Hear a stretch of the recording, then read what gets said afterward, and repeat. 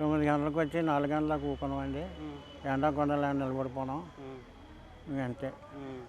ఏ సుఖం కనపడలేదు. మధ్యాహ్నం భోజనం అది చేశారా?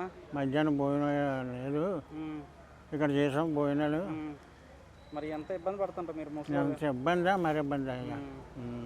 మరి ఇంతకు ముందుకి ఇప్పటికి తేడా తెలుసుకుంటున్నారా ఏమన్నా? పెన్షన్ ఇంతకుముందు ఎలాగండి?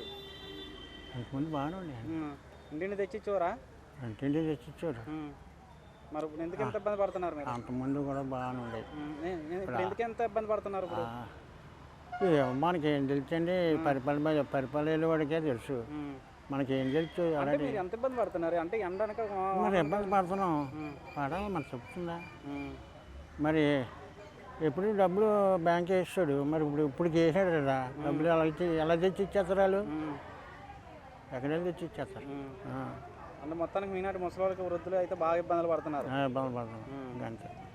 మరి అలా ఎవరు తీసుకొచ్చారు? నేను కర్ర కట్టుకొని నడిచి వచ్చావు కదా. బండి మీద తీసుకొచ్చారు మా కుర్రోళ్ళు పొద్దున్న.